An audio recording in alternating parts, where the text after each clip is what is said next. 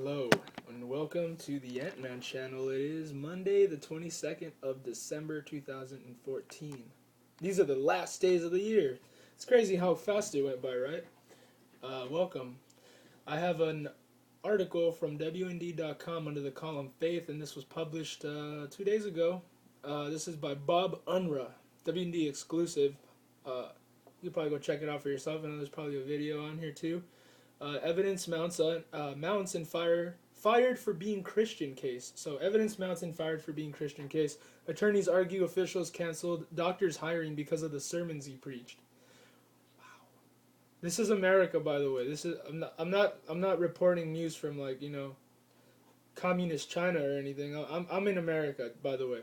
So if that's just in case some of you might be surprised by that. So I have a picture here of Dr. Eric Walsh. So let's get into this. Georgia Department of Public Health officials exchanged almost 100 pages of glowing interview reviews about a man they decided to hire as the agency's director before suddenly discovering that he also preached Christian sermons, prompting them to fire him before he even started working, according to a new submission to the Equal Employment Opportunity Commission. The evidence is being assembled for a case against the state agency on behalf of Dr. Eric Walsh, whose online sermons were reviewed and analyzed by state officials after they discovered his Christian perspective, according to documentation by Liberty Institute, one of the legal groups working on Walsh's behalf. It's crazy because I have to give credit to where credit's due, and I have to give credit to Alex Jones for this, because he really did. He's the one that opened my eyes to this kind of stuff, but there is like an agenda, man, with some people they're trying to make us look like homegrown terrorists. That's literally a word they made up for us, and like they always attach that word bigot and that we harass people and this and that. It's absolutely absurd. Harassing people would probably, you know. That would have to do with like me physically touching you or me being in your space, but you know what I mean? Like words now, like the truth is a double-edged sword. It's sharper than any two-edged sword. Remember that. That's true spiritually, but yeah, it's like this culture of it's sick. It's just like, well, if I'm offended, I have every right to be angry and tell you you're wrong in this and that, and it's not true. Um, there when you want to be an intelligent person, there has to be a certain amount of toughness that you also have with that. I don't think that it's a very accurate picture to paint a wise person or a geek, if you will, or something negative label like that to somebody. And like when you think of someone who's brainy, they're either really skinny and wimpy and whatnot. But really, though, the Christian's a very balanced and well-rounded person, I think, because not only do we're and if I don't know what you think about martial arts and whatnot, but I like martial arts, and it really does help with what I do, and it helps me push myself because I think about Christ. I literally do. I'll think about Christ on the cross when I'm feeling tired and like I'm giving up, and when I'm training, and that pushes me to another level, and it's really amazing. I don't know how to explain it though, but it does help. But no, we're balanced. We train mind, body, and spirit. We train everything, and that's what we're commanded to do. We're supposed to love the Lord with all our mind, heart, and soul, spirit, and our strength. We're supposed to be all about it. So, anyways, as WND reported, a recording of a telephone conversation between two state officials involved in the hiring of Walsh was exposed, showing them strategizing to withdraw the job offer to Walsh and then laughing about it. Stupid Christian. He thought he was going to get the job. Walsh fired an EEOC complaint, and the state responded with testimony claiming Walsh never was really hired. Unbelievable. That's just lying. Attorney Andrew Kaufman of Parks, Chesson, and Walbert, backed by Haram Sasser, Jeremy Dyes, and Cleve Doty of Liberty Institute. There's some names right there. Then submitted to the agency a massive file of evidence supporting the claim that the agency illegally based a decision to fire the new hire on his religious faith.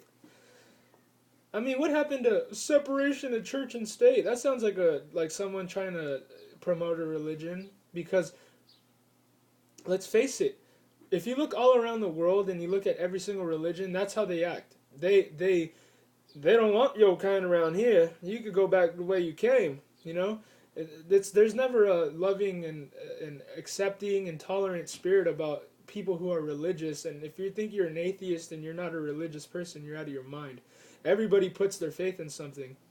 Um, it is a religion. There's like a religion of secularism, and I always talk about that too. How like the secular world is becoming more pagan, more like not just like on the fence. They're not back then, like 5 years ago, maybe even because it seems like it wasn't even that long ago. But people used to just be kind of like on the fence when this was all kind of getting when we were out, technology and whatnot.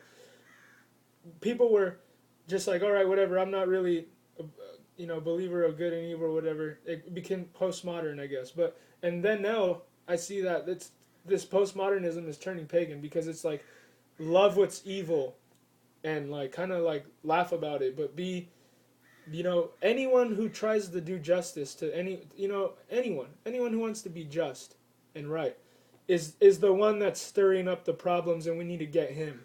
You know what I mean? And it's like we really are calling good evil and evil good these days, just in case you didn't realize that. Included was nearly 100 pages of positive endorsements of Walsh's candidacy. Numerous internal email conversations between DPH officials make it clear that it was Dr. Walsh's sermons that concerned DPH. The attorney said in an accompanying letter, in fact, DPH decision makers engaged in multiple and lengthy email conversations regarding Walsh's sermons, but hardly any concerning the reason DPH now offers for his termination. The evidence is overwhelming. You could go here and, it says part of that evidence are numerous evaluations rating Walsh as highly acceptable. You could come here and find a lot of links, so if you want to get into this. Among handwritten comments about Walsh added to the evaluation forms were common sense, down to earth, don't do things the way we've always done them, and stewards of the public funds. Yet the letter to the EEOC, explained DPH Chief of Staff Howgate, asked Walsh to send him links to his religious messages online, and just the day before Walsh's termination was announced. DPH Human Resources Director Lee Rudd ordered DPH officials to review his beliefs. Wow, talk about leaving a paper trail behind you, right? Okay, I have an assignment for several of us. We have to listen to his sermons on YouTube tonight. If we take a couple of hours each, then we should cover our bases. I will enlist Dwana Prince to help us. Kate Perfman, DPH Chief Financial Advisor, is going to listen to them as well, Kaufman wrote. The attorney said the fact that Howgate asked for copies of Dr. Walsh's sermons may, in and of itself, constitute a violation of Title VII.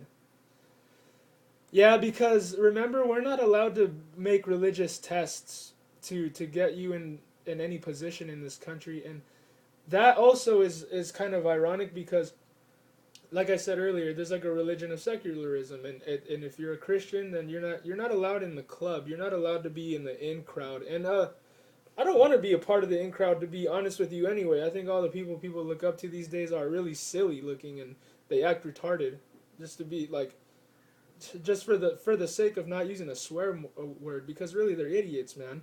The people that we look up to these days are all like people who are like caught in sex scandals and doing pornography tapes and glorifying gangbanging, glorifying misogynism, being misogynistic, and all kinds of stuff like that. And that's what makes so you see statistics of so many men not approaching women nowadays even, and that has to do a lot with just pornography, and that's because we promote this like weird, over sexualized culture, man. And I'm serious, like that's a big problem.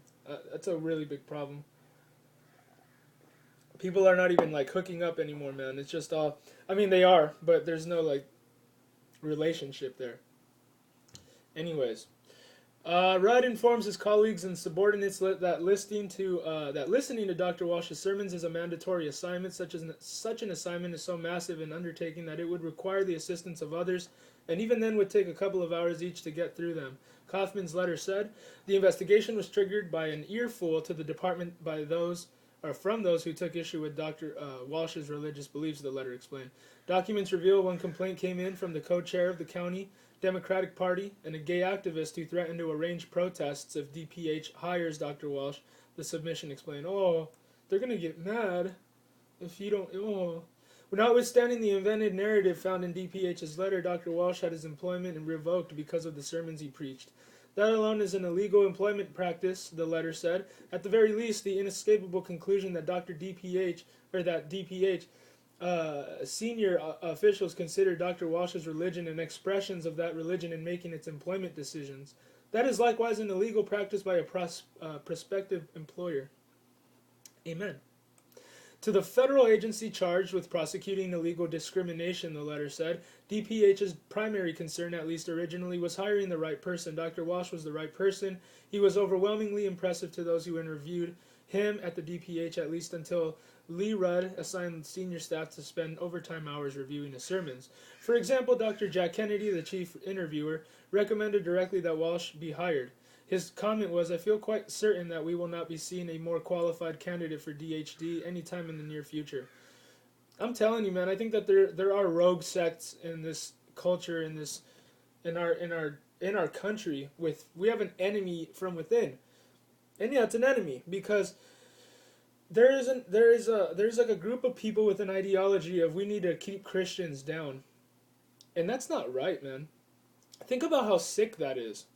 You're keeping a man from feeding his children because of what he believes in, and when you don't put like any type of facts based on research you've done to back up that type of animosity you have for other people is really sick, man.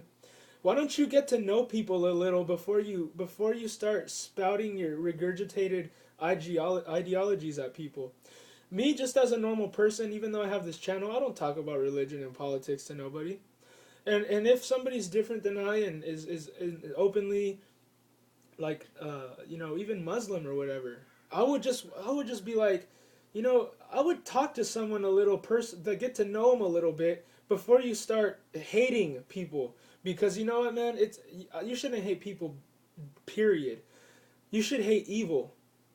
You're gonna hate something. I think it's in our nature to hate something, I think, but the Bible says to hate evil.